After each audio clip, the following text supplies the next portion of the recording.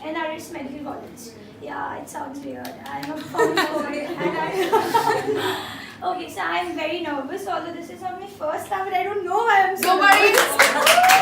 I know, that's the AC for making me feel so cold, not my hormones. So my poem is about, I guess each one of you here has some OCD. OCD is like obsessive compulsive disorder. So I used to suffer, I didn't know that I suffered from all this, but I used to suffer from weird kind of OCDs with numbers, with things. I had to touch a thing twice with both my hands and it was weird. So I realized I had this when I wrote this poem. So let's move on and it's called Dear Diary because it's written in form of like a diary, a piece from my diary and then the interpretation of it. So let's see how it goes. Page 1. May 2009. Dear Diary, he fell down while carrying the chair across the veranda once. 2 ribs snapped twice. He called out to me thrice, but he should have called more or less. He should have called me the right number of times because 2 is a better number than 3 and 5 is better than 4 and 10 is better than 9 and I don't know why I clicked the buttons on my remote to make it even for 2 hands. Oh, thank God. She was 5 when fear traveled to newer realms of consciousness and met funny realizations. Not that she wasn't aware of their existence at all. Not that she wasn't aware they would have to confront one day and reason with each other about the significance of their being. About the choice of not existing as individual entities, about the fact that they are a part of a mob where hundreds of voices merge together, praying, wanting, craving, not knowing what to do, not knowing how to avoid the inevitable, not knowing how to find answers. The mob listens to the voice and follows what it says. Is a mob that has no conscience of its own. It echoes the actions of the voice. No face, no figure, only a tireless conjecture and a name.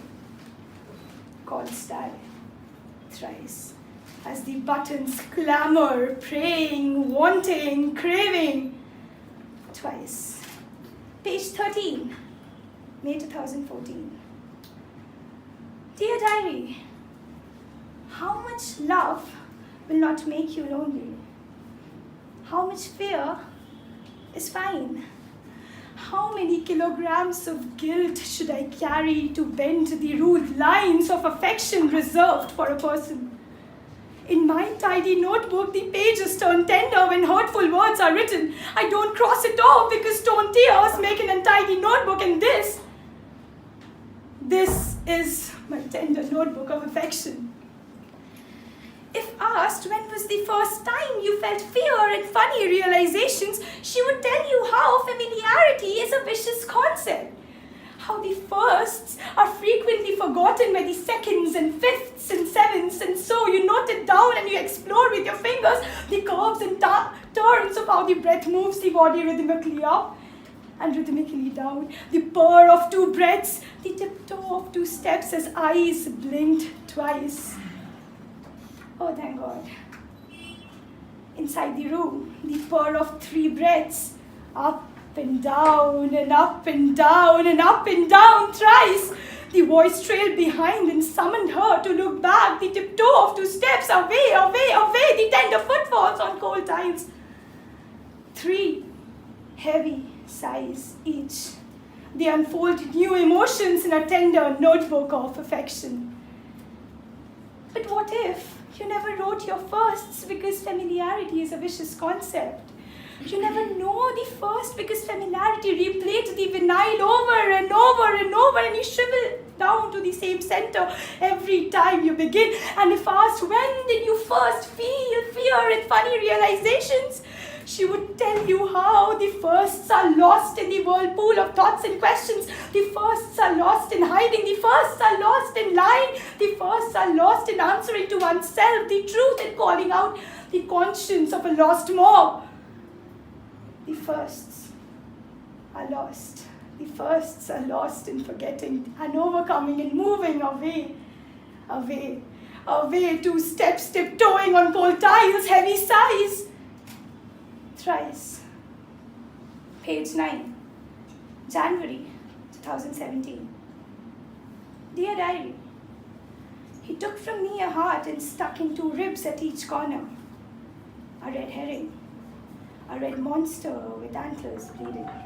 Spoke in multiples of 2. She is drifting away, away until it stopped forever. She has been blaming herself for letting the call die thrice, for music and chocolates and a hope, for not being able to talk the last time, for the sounds were so loud in her head and her conscience so confident that the voice lost her for a moment. For a moment she was free and she had let go of ties. For a moment she did not care. No worries, no clamoring in the head, no prayers, want, no craving. No waiting for 7 to arrive after 5. For a moment she was broken apart from fear and funny realizations. She felt individual emotions. For a moment, a tiny speck of a moment, the storm did not coalesce into a whirlpool. For a moment she could hold on to each entity of destruction with bare, cold hands. That was a first. She dared to challenge the voice for a moment, for a single moment that can be salvaged. No more are there 2 breaths. No more are there 2 steps. No more are there heavy sighs. No more are there firsts. She blinks twice. 2 tender words on a hurtful notebook reserved for a person and blows it dry. Goodbye. Thank you.